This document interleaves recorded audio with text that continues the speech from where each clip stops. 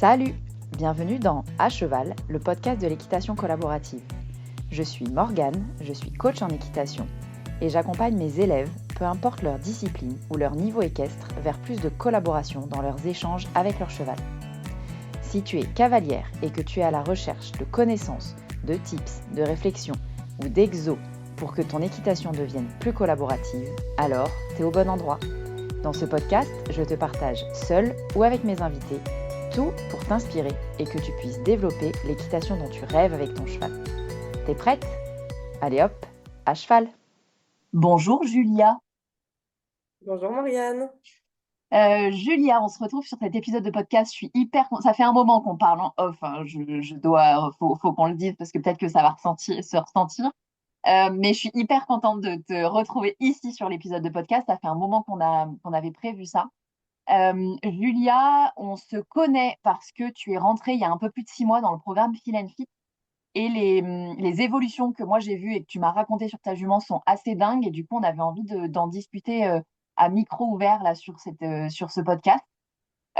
Julia, donc toi, tu es rentrée sur Feel and Fit il y a 6 mois avec ta jument Charlie et tu es aussi enseignante d'équitation. Et donc, c'est d'autant plus intéressant d'avoir un peu ton point de vue. J'ai envie aujourd'hui qu'on discute un peu de toi en tant que cavalière et en tant qu'enseignante et de ce que la bioméca t'apporte à toi, à ta jument, à votre relation. Est-ce que ça te va comme sujet déjà? Oui, ça me va. Ok, super. Alors du coup, j'ai envie de te lancer sur une première question. Julia, est-ce que tu peux Ah bah tiens, un peu nous raconter ton parcours équestre avant de commencer? Oula, alors mon parcours équestre, il a commencé quand j'avais 6 ans à peu près, dans les centres équestres alsaciens à faire du poney. Trop bien. Et j'ai continué jusqu'à mes 17 ans à peu près, en allant jusqu'à un peu de compétition, jusqu'à la Club 1 à peu près. Ok, Et tout ça avec la jument de cœur que je montais à ce moment-là, Lady. Et on avait créé une belle relation, même si à l'époque, on n'avait pas vraiment la possibilité de pouvoir faire beaucoup autre que faire brouter le cheval après le cours. ouais, C'était déjà beaucoup, on va dire, à l'époque. ouais, Et puis après, que ce soit par les années lycée qui m'ont demandé pas mal d'attention, ou les aléas de la vie, je me suis éloignée des chevaux en ne trouvant plus ce que je voulais vraiment. Parce que j'avais lu les premiers livres d'Elisabeth Corbini qui parlaient d'équitation éthologique, qui parlaient des horsemen d'Amérique. Et du coup, je me retrouvais pas, enfin, je retrouvais pas ce que je souhaitais dans les centres équestres ouais, et j'étais peut-être pas assez intéressée pour pousser les recherches dans les petits villages, dans les petites structures familiales, etc. Je me suis éloignée des chevaux pendant un temps, mais cet amour ne m'a jamais quittée. Et du coup, j'y suis revenue il y a 7 ans maintenant, en me décidant que j'allais en faire mon métier et donc reprendre tout ce que j'avais oublié, me remettre à niveau, repasser mes galops, enfin mon galop 7, pour retrouver mon niveau équestre à ce moment-là.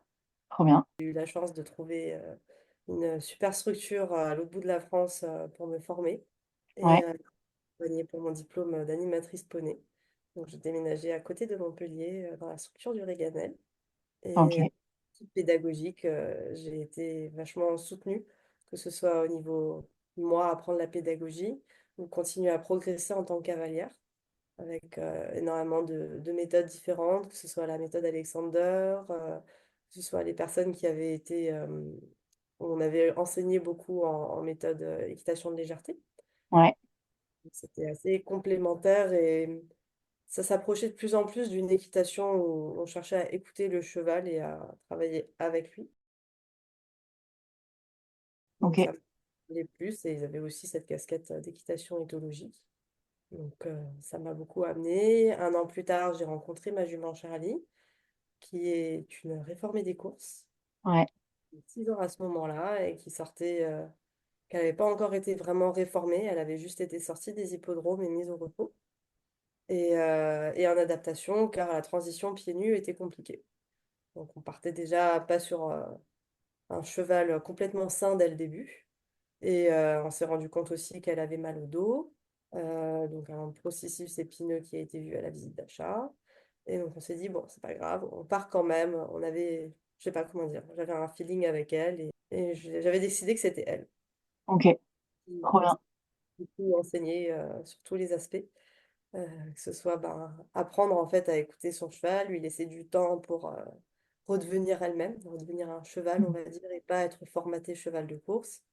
Ensuite, c'était un temps d'apprentissage pour apprendre un peu son nouveau travail, entre guillemets, de cheval de propriétaire. Donc, apprendre à être connecté avec son humain, à faire attention à lui, et pas juste que c'est un énième humain qui vient la sortir pendant un laps de temps. Donc, ça a été Ouais, beaucoup d'apprentissage, de réapprentissage, on va dire, de base au début. Et en même temps, je faisais mes formations. Donc, c'était un peu mon cheval cobaye pour ouais, mon diplôme d'organisatrice de randonnée équestre, pour mes brevets fédéraux d'équitation éthologique. Donc, elle a plus ou moins suivi par période, les périodes où je devais, moi, perfectionner mon geste sur certains exercices, où du coup, elle en bouffait à ne plus en pouvoir. Je pense que pendant un moment, elle pouvait plus voir la feuille qui tombe.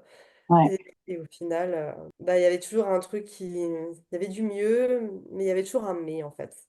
ok, Et j'ai adoré tout ce que j'ai appris, mais il me manquait un truc. trop bien. Du coup, c'est maintenant que j'ai envie de te poser la question, mais j'ai peut-être une idée de la réponse que tu vas me donner. Mais du coup, comment t'en es venu à t'intéresser à la biomécanique? Bah, vu que je cherchais une réponse à ce qui me manquait, même si je savais pas exactement quoi, je cherchais un peu partout. J'ai fait plein de séminaires, et dont un séminaire de Claire Labbé, Ouais, où je t'ai rencontré, enfin, j'ai vu ta vidéo plus exactement, plutôt que te rencontrer.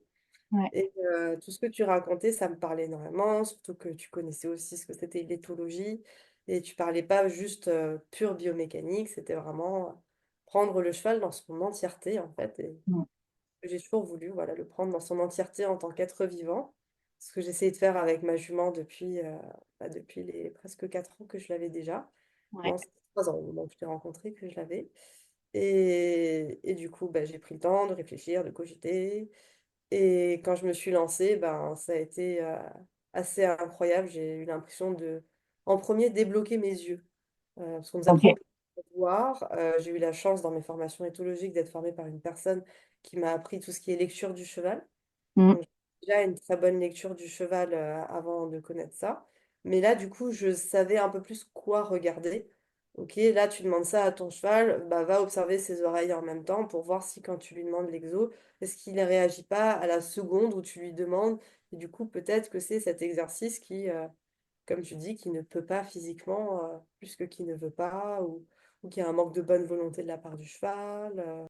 ouais, Ouais, j'ai pu vraiment voir, en fait, observer le cheval dans son entièreté, en fait, même en tant que, on va dire, dans son physique, ce qu'on fait malheureusement pas assez, je trouve.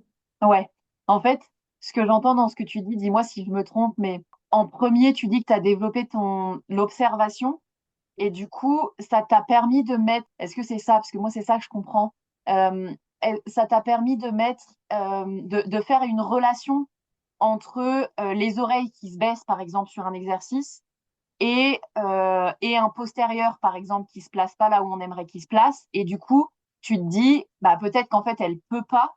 Et ça t'enlève ce truc qui, si tu voyais pas le postérieur, te dirait peut-être juste, elle veut pas. Alors, je pense que j'avais déjà le peut pas avant, mais Ok. que pour moi, il était uniquement émotionnel Ah ouais, trop intéressant. et que je me posais pas la question de s'il pouvait être physique ou pas. Ouais, trop intéressant. Trop bien. Je pense que j'ai un peu trop placé parfois le cheval sur un piédestal un peu haut, où c'est un être parfait, formidable, magnifique, qui nous apprend plein de choses et tout ça. Ouais, Et qu'on ne se rend pas forcément compte que même s'ils ont l'air d'être une boule de muscles comme ça, ils sont peut-être pas assez musclés en fonction de ce qu'on leur demande, quoi. ouais, trop intéressant. Et qu'il y a Oui, certains exercices éthologiques qu'on dit basiques, enfin d'équitation éthologique qu'on dit basiques, qui au final, pour le corps du cheval, ne le sont pas tant que ça, en fait. ouais, c'est ça qui est hyper intéressant, c'est qu'effectivement, on se rend compte que même les exercices qu'on estime vraiment de niveau 1, c'est les premiers exercices en ordre de priorité qu'on nous apprend en équitation éthologique ou dans d'autres types d'équitation, hein, et en fait, bah, en vrai, nos chevaux, déjà ces exercices-là, c'est chaud pour eux de le faire, quoi. Là, c'est ça. Ouais. Et toi, du coup, qu'est-ce que ça a changé avec ta jument là sur les 6 derniers mois? Tu vois, est-ce que tu as vu des changements? Est-ce que t'as, ta façon de penser tes exercices, par exemple, ont changé? Qu'est-ce qui a changé avec cette arrivée de nouvelles connaissances biomécaniques, en fait? Alors, bah, il y a eu une synchronicité assez drôle, enfin, sans être drôle, on va dire. À peu près au même moment où j'ai commencé ma formation biomécanique, il y a eu un accident sur la route à côté du centre équestre, Ah, qui est juste à côté du parc de Montcheval, ouais, et ça a complètement traumatisé ma jument. ouais, On va dire que ce que je pouvais faire avec elle avant de commencer la formation biomécanique, au moment où je l'ai commencé, je pouvais même plus le faire. ouais, Donc, je me suis dit, bon, on va rester un peu dans la théorie pendant un temps. Et du coup, j'ai pu vraiment avancer en prenant, bah, je lui ai laissé le temps en fait de prendre son temps à elle, de se remettre bien, de l'accompagner comme il fallait, mais de ne pas la forcer non plus. Et en attendant, moi, je faisais toute ma partie théorie. Et je crois qu'au moment où j'ai commencé, on a pu reprendre le travail, j'étais à peu près à la fin de tout ce qui touchait aux muscles de la formation. ok, Et du coup, j'avais déjà pu intégrer exactement à comment était le corps de mon cheval et qu'est-ce que chaque mouvement a impliqué un peu, en fait, sans forcément parler des exercices. Là, je parle juste de l'observer dans sa vie de tous les jours, ouais, euh, au parc, etc., avec un œil encore plus poussé. Et je me suis rendu compte que ce que je prenais pour un joli bidon bien roux, en fait, bien rond, était en fait un bidon très gonflé, que la manière qu'elle avait de se tenir donnait l'impression que son ventre n'était pas confortable, et du coup, on ne pouvait pas avoir une ligne de dos confortable aussi. Et surtout, j'ai remarqué énormément de muscles tendus tout le temps, même en ayant changé de parc, même en ayant fait tout ce qu'il fallait pour qu'au niveau émotionnel, elle se sente mieux. Il y avait toujours cette tension musculaire qui, même avec, elle est suivie en masseur régulièrement, elle est suivie en ostéo, enfin voilà, elle est suivie à tous les niveaux, le saddle fitter, enfin, je peux rien faire de plus pour mon cheval enfin, je peux rien faire de plus pour mon ouais. cheval. En termes de suivi, en tout cas, ouais. Ouais, c'est ça en termes de suivi médical et physique. Ouais, Et en fait, bah déjà, juste prendre en compte qu'elle était toute crispée. J'ai cherché pourquoi, comment, et bah, on en a discuté, je crois, au premier live où j'ai présenté ma jument, qu'elle était très en dessous d'elle et que souvent, tu avais retrouvé ça chez des chevaux qui avaient mal au ventre. ouais, Et là, je me suis dit, ah bah oui, c'est vrai que ma jument, elle a souvent dit dans les communications animales qu'on faisait ensemble que le ventre était sensible. Elle a des moments où elle se comporte comme une jument ovarienne, mais n'est pas une jument ovarienne, donc ça reste dans la zone du ventre aussi. Et je me suis dit, bon, bah, ça doit être le moment d'aller faire des examens. J'ai eu la chance, à peu près à ce moment-là, d'avoir une conférence à une demi-heure de chez moi qui parlait des ulcères gastriques du cheval, animée par une vétérinaire, une enseignante comportementaliste, une ostéopathe et une nutritionniste. ah ouais, trop bien. C'était plutôt très intéressant. Et en sortant de là, je savais que mon cheval avait des ulcères et qu'en fait, il fallait juste confirmer à quel niveau ils étaient par une gastroscopie. Donc le mois suivant, on a fait la gastroscopie. On a enchaîné direct avec le traitement des ulcères comme préconisé par le vétérinaire. Et déjà au fur et à mesure du traitement, j'ai vu des changements au niveau de son humeur, où elle était, alors c'était pas un cheval en général de mauvaise humeur, hein, mais on va dire qu'elle était encore moins souvent de mauvaise humeur et j'ai trouvé qu'elle a commencé à exprimer une joie Ouais, que je n'avais jamais vue avant, où vraiment son parc il est en pente, bah, elle n'hésitait pas à remonter la pente au galop, presque en hennissant, pour venir me voir avec mon licol, sachant que quand j'ai mon licol, elle ne sait pas si on va juste aller brouter, si on va travailler, enfin, elle sait qu'on va faire une activité ensemble, mais elle ne sait pas laquelle. Et elle était toujours en joie de venir la faire. Au travail, au début, on a repris très légèrement, juste par quelques petites sessions à la jambe, retravailler un peu la souplesse d'encolure. Et en fait, elle le faisait avec envie à chaque ouais, fois. Et bon, après, on avait mis en place un programme ensemble, justement, à la première fois où tu l'avais vu. Donc, j'avais des idées, avant même d'être allée dans la partie exercice de la formation, j'avais déjà des idées de quels exercices seraient le plus judicieux pour elle. ouais, Et effectivement, j'ai senti que c'était de plus en plus OK pour son corps, que son côté, bah, du coup, c'est son côté gauche qui est pas souple du tout, que même elle commençait à mettre le pli vers la droite de plus en plus fort, en fait, sans qu'on lui demande. Au début, moi, je lui demandais juste un petit nez vers moi, et bah, j'avais le cheval qui se mettait en flexion complète. toujours avec une attitude qui me montrait qu'il n'y avait pas de douleur physique, elle était OK émotionnellement. Et donc ça m'a permis en fait de voir tous ces éléments-là rassemblés. Trop Je bien. pense qu'avant j'en avais une partie, mais où il me manquait vraiment observer le physique et voir ce que son corps est capable de faire en fait. Ouais. En fait, jusque-là, est-ce que c'est juste si on dit, euh, moi, j'aime bien différencier, tu vois, les infos, en fait, les signaux du cheval en termes de communication. Donc, qu'est-ce qu'il est en train de me dire, entre guillemets, consciemment, tu vois, avec ses oreilles, s'il plaque ses oreilles en arrière, ça m'emmerde ton truc, tu vois, je vais grossir les traits, mais on n'est pas loin. Et là, ça t'a permis aussi de combiner avec les signaux physiques. Oui, et de me rendre compte qu'il y avait plein de moments où c'était pas que mon exo l'emmerdait, c'était que là tout de suite elle n'y arrivait pas forcément et que bah, en travaillant l'exercice différemment, en demandant moins parfois, Ouais, qu'elle était beaucoup plus volontaire en fait. ouais, Par exemple, on parlait avant en off des déplacements devant les barres au sol ou au-dessus d'une barre au sol, nous on fait beaucoup ça en fait, où elle a les antérieurs devant et les postérieurs derrière. Et avant, je lui demandais tout le long de la barre. Et ouais, elle le faisait, mais au bout de à la fin, ça commençait à devenir moins confortable. Tu voyais qu'elle le faisait parce qu'elle avait envie de me faire plaisir, mais physiquement, ça tire un peu. Et du coup, maintenant, je lui demande plus que 3 pas. ouais, Et elle les fait, maintenant, elle me les propose en liberté. trop bien. Donc, quel que soit, que ce soit une barre au-dessus d'un tronc d'arbre, quel que soit l'objet où je lui demande de faire un déplacement latéral, elle le fait d'elle-même maintenant. Ok. Par contre, si je demande un arrêt au-dessus d'un tronc d'arbre, bah, elle part en déplacement.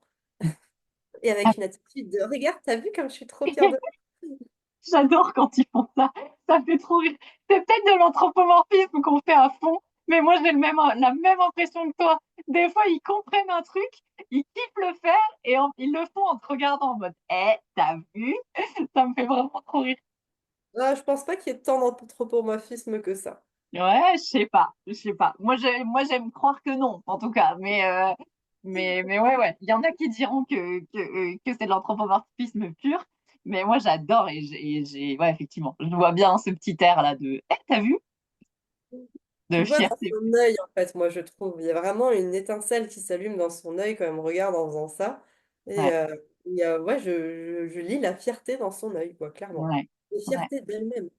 C'est ça ouais, que ouais, j'aime bien, ouais. c'est qu'elle est fière d'elle. Et depuis qu'on a fait depuis qu'on fait l'accompagnement, on a surtout changé notre manière de parler. Maintenant, je vais Ok. plus faire de séance de travail avec mon cheval. On va faire une séance de gym.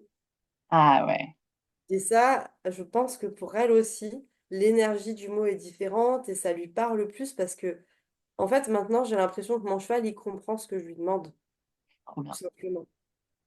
Je pense que si je résume tout ce qu'on est en train de se dire, c'est ça, ouais. C'est Ouais, qu'avant, elle le faisait avec volonté, mais elle comprenait pas forcément ce que ça lui apportait à elle, l'exercice. Mais par contre, maintenant, oui, elle comprend que ouais, ça lui apporte quelque chose physiquement et en plus, on arrive à mettre du fun dedans, donc c'est bénéfique pour tout le monde. j'adore ce que tu dis. Ça me fout des frissons et tout parce que vraiment, il y a ce truc. Est-ce que tu dirais que une espèce de motivation qui est arrivée chez ta jument, que la Oui. motivation pour le travail est pas la même? Bah oui, parce que c'est plus du travail. Ouais, On cherche à faire du bien-être à son corps. ouais, Et je pense que c'est ça qui a principalement changé, c'est que ouais, on se centre sur elle et peut-être que mon état d'esprit a également changé, que je suis plus dans le mood à essayer de faire une formation, à valider un savoir ou un exercice qu'il me faut pour tel truc. Là, je le fais uniquement pour elle, en premier objectif qu'elle soit capable de porter ses viscères, comme tu nous ouais. le répètes plusieurs fois dans la formation. Et le bonus derrière, si elle peut me porter moi, ça sera top. Mais Mais après, c'est vrai que j'ai pas d'objectif particulier monté avec ce cheval. ouais, Et si un jour elle peut, ok, mais je veux pas lui faire mal au dos. On me l'a vendu comme étant un cheval ayant mal au dos, donc je garde en tête. ouais.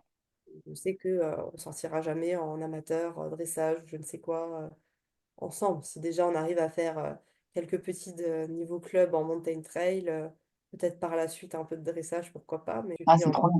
C'est trop bien, Julia. Merci pour tes retours parce que franchement, enfin, j'adore. J'adore ce que j'entends, c'est trop cool. Et du coup, j'ai une autre question à te poser par rapport à, je le disais quand je t'ai présenté en quelques mots tout à l'heure, toi, tu es cavalière, propriétaire de ta jument, mais tu es aussi enseignante en équitation. Est-ce Oui. que tu peux me dire si ça a changé quelque chose dans ta pratique en tant qu'enseignante, dans ton enseignement en tout cas, et si ça a changé, tu vois, qu'est-ce que ça a pu changer dans ton enseignement? Alors, bah, ça a changé le lancement de mon entreprise, on peut même dire. Ah, ok. Parce que, très honnêtement, avant de commencer cette formation, j'avais un peu perdu goût à mon métier. Ah Euh, ouais, ok. j'étais pas encore vraiment lancée, où j'étais en fin de formation de BF2. Et j'ai pas réussi à aller au bout parce que je trouvais plus de sens aux exercices. Enfin, j'ai trouvé du sens pour moi en tant que cavalière, pour mon équitation, mais j'y trouvais plus le sens pour le cheval. Et du coup, avec ma jument, ça a donné un peu pas des clashs, mais des moments où elle me disait clairement non, ou pour la première fois de ma vie, enfin, mon cheval réformait des courses, donc il a l'habitude de galoper, Ouais, refusait le mouvement vers l'avant. ah ouais. Donc, je me suis dit, bon, elle a des messages à me faire passer, il faut être à son écoute. Et en fait, j'ai vécu ça un peu comme une incohérence dans ma tête de me dire, mais attends, comment je peux me lancer en tant qu'enseignante si je suis même pas capable d'être cohérente avec mon cheval? Ouais, Voilà, mon cerveau, il a un peu bugué là-dessus. je Du vois. coup, je me suis dit, on priorise de continuer à développer ce que j'ai envie de faire. Ouais. Et aujourd'hui, bah, clairement, j'ai envie de mettre ça au cœur de mon enseignement pour pouvoir proposer ben, d'entrée de jeu, en fait, que dans mes cours, en fait, il n'y ait pas que l'humain qui soit pris en compte dans ce que lui, il a envie de faire avec son cheval, mais Mm. rajouter à ça la dimension de qu'est-ce que mon cheval peut faire, de quel travail il va falloir faire avec lui avant pour pouvoir le mettre au niveau, entre guillemets, des objectifs de l'humain. Et que tout le monde y trouve son compte, en fait, que ce soit le cheval ou comme l'humain, et que le cheval ait autant envie d'aller partager un moment avec son humain que l'humain l'a avec lui, quoi. Ouais. Retrouver en fait ce que tu dis avec ta jument là, l'intérêt du cheval aussi pour ce qu'on lui propose, quoi. C'est ça, une vraie réciprocité à partager un moment avec l'humain et pas juste pour faire plaisir à son humain parce que on a quand même plein de carottes ou on passe quand même des chouettes moments à côté, mais que le travail peut être un peu barbant. Ouais. Et ça, je trouve que c'est pas évident à faire. En tout cas, moi, en tant que propriétaire, j'ai eu ces problèmes-là. Donc, je me dis, c'est Ouais. intéressant d'aider d'autres personnes à passer par-dessus ça aussi, quoi. Ah ouais, c'est trop bien. C'est trop bien. Merci Julia, parce que vraiment, tu vois, il y a des questions, ce truc de le cheval trouve un intérêt à ce qu'on lui raconte, enfin à ce qu'on lui fait faire. Il y a vraiment plein de gens, au départ, quand moi je me suis lancée, euh, qui, qui me dit, qui me demandent comment je fais pour remotiver mon cheval au travail. Tu vois, ça, c'est une question qui revient beaucoup sur des Mm. chevaux qu'on a du mal à motiver, tu vois, qui sont tout le temps mous, qui ont l'air d'avoir envie de trop rien. Parfois, on met des friandises pour travailler avec ces chevaux-là, mais en vrai, bah, ils ont que envie de choper les friandises, mais on sent bien que ce qu'on leur demande, ça les saoule un peu, mais ils veulent bien faire, tu vois, comme tu dis, ils veulent bien faire parce qu'on leur file une carotte à la fin. Parfois, c'est en tout cas le retour que j'ai de certaines personnes. Et, et en fait, moi, je crois et je vis aussi au quotidien fondamentalement au fait que une fois que les chevaux, ils ont compris l'intérêt pour eux, moi, je suis persuadée qu'ils ont aussi cette capacité, tu vois, de se dire, bah, ça me fait du bien, en fait. Tu vois, c'est inconfortable dans le sens où ça me demande des efforts, parfois. Mais en vrai, après une séance, je me sens bien. Et une fois qu'on a ça, c'est ce que tu partages avec Charlie aussi, c'est ça qui est cool, c'est qu'on a vraiment l'impression qu'ils captent l'intérêt de ce qu'on leur fait faire, quoi. Et donc en changeant sur des chevaux qui manquent de motivation et tout ça, souvent, moi j'adore parce qu'en changeant la façon dont enfin, qu'on a travaillé et en travaillant beaucoup plus en accord avec ce qu'ils nous disent à la fois en communication, mais à la fois simplement en bougeant parce que nous on sait où regarder et qu'on voit leur corps fonctionner, et ben en prenant tout ça en compte, en vrai, les chevaux, ils sont beaucoup plus motivés et beaucoup plus euh, allants quoi dans leur séance. Et merci de le dire parce que franchement, c'est voilà, c'est moi c'est un truc qui me tient vraiment à cœur quoi. Carrément, hein, avec plaisir. Et ce que je remarque aussi, c'est que plus les chevaux, ils remarquent qu'on les écoute, c'est qu'on fait attention à tout ça, Ouais, plus ils vont nous le dire. ouais, Parce que les chevaux, ils sont tellement forts pour nous cacher quand ils ont mal quelque part ou alors à prendre sur eux. ouais, ouais, j'ai remarqué que ouais, plus tu leur demandes, montre-moi, ok, je fais attention à ça. Ah là, il a fait attention à ça, du coup, je peux lui montrer un peu plus. Ouais. Attends. Du coup, je trouve ça hyper intéressant ce que tu dis. J'aime beaucoup que tu dis que plus on les écoute, plus ils nous disent. Et ça me semble hyper important aussi de préciser que ils nous disent souvent moins fort en plus. C'est-à-dire il y a ce truc de on a, ils ont plus besoin de sauter en l'air pour nous dire j'ai mal là. Ils vont bouger une petite épaule et puis on va comprendre. Et puis ils vont avoir l'impression qu'on a capté, qu'on essaye de les aider. Et donc là, il y a une communication qui est beaucoup plus fluide, beaucoup plus claire, beaucoup plus chouette qui se met en place avec eux, quoi. Ouais, c'est ça. Ils sont vraiment tellement observateurs eux-mêmes, en fait, que si on les observe, ils nous observeront aussi, et on Ouais. trouve un bon équilibre, en fait. Ouais, Que plus personne n'ait besoin d'aller dans les extrêmes, je pense. ouais, c'est Quand ça. ils Et sautent du en l'air, c'est leur extrême. bah ouais, ouais. Non, mais c'est hyper intéressant. Ok, trop bien. Écoute, Julia, j'ai envie de te poser une dernière question pour clôturer cet épisode. C'est, j'hésite entre deux. Si tu avais un seul conseil, je vais te poser les deux, je crois. Si tu avais un seul conseil à donner à un propriétaire de cheval qui nous écoute là, qu'est-ce que ce serait? Ben, je pense que la biomécanique est la réponse à beaucoup de problèmes. Trop bien. Euh, que je pense que sur plein d'aspects, j'aurais gagné du temps si j'avais fait cette formation plus tôt. Ouais, Que j'aurais, par exemple, fait les soins d'ulcère à ma jument quelques années plus tôt, donc elle aurait moins souffert. Et voilà, je pense que globalement, c'est ça mon point principal. trop bien. Et surtout de jamais arrêter de se former. Parce Ouais, que on a tout le temps des nouvelles choses, que ce soit même si se former, c'est acheter un bouquin qui est sorti récemment d'une éthologue, que ce soit Léa Lansade, Hélène Roche, enfin voilà, ces personnes qui nous facilitent la lecture des choses scientifiques, que ce soit regarder des vidéos en ligne de personnes qu'on trouve inspirantes, enfin voilà, d'apprendre régulièrement, de ne pas laisser de côté, de ne pas penser qu'à la pratique, mais de penser aussi à tout le bagage en fait du cheval, que ce soit l'aspect nutrition, l'aspect santé, donc pas toujours se dire bah, que mon cheval va bien alors que parfois peut-être qu'il va pas si bien que ça. Enfin voilà, de pas hésiter à toujours se remettre en question.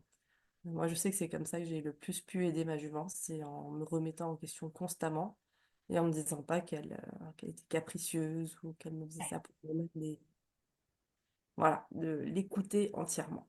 j'aime trop ce que tu dis parce que j'ai eu un ouais de quand tu as dit j'aurais aimé faire cette formation plus tôt. C'est pas tant pour ma formation que j'ai réagi.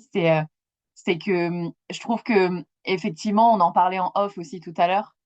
euh, la biomécanique en fait c'est vraiment en tout cas la façon dont moi je la je la transmets ou je la pratique, pour moi, c'est presque une base qu'on devrait tous avoir, tu vois, quand on sait qu'on veut devenir propriétaire de notre cheval, et ben, on devrait, en routine, tu vois, juste se dire, bah, je vais me former en bioméca, je vais apprendre à lire un cheval à la fois dans ses signaux de communication et à la fois dans ses signaux corporels, j'ai envie de dire.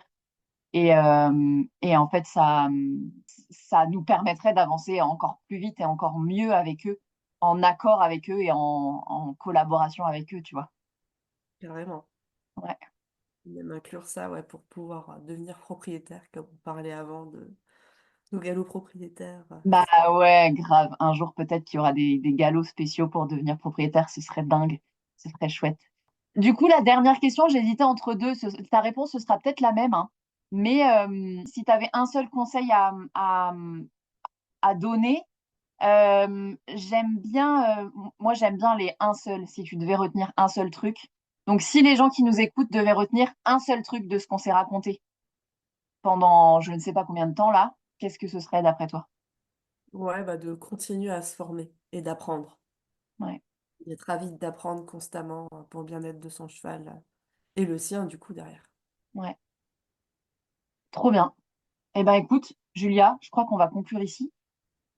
Ça marche. Si jamais tu disais, donc on dit que enfin, on a dit que tu étais enseignante, on a dit que tu étais aux alentours de Montpellier. Oui. On sait que du coup, tu es une enseignante qui t'est overformée en plein de trucs, notamment en biomécanique, mais que tu as aussi tes BF, ou au moins le BF1, il me semble, et que du coup, tu as cette approche d'écoute du cheval, d'écoute du cavalier et de comment on fait pour dealer ensemble un peu, tu vois, pour passer des bons moments ensemble. Si jamais il y a des gens autour de Montpellier qui sont à la recherche de ce genre de profil d'enseignant, où est-ce qu'ils peuvent se retrouver? Alors, j'ai pas encore de site internet, mais je suis déjà sur Instagram et Facebook est en cours de création. Trop Et bien, le nom de l'entreprise, c'est Les Enseignements de Charlie. trop bien. Et ben du coup, je mettrai le lien de ton Instagram directement dans la description de l'épisode de podcast. Et puis, je mettrai à jour quand tu auras aussi un site et un Facebook. Donc, n'hésitez pas à aller voir dans la description quand vous écoutez cet épisode. Et puis, il y aura tous les contacts nécessaires pour retrouver Julia. Ça marche. Eh bien, merci beaucoup, Morgane, pour ce temps d'échange passé avec toi. Avec plaisir. C'était très chouette. Et au plaisir de te revoir, du coup, à d'autres occasions. C'est ça. À une prochaine. Salut!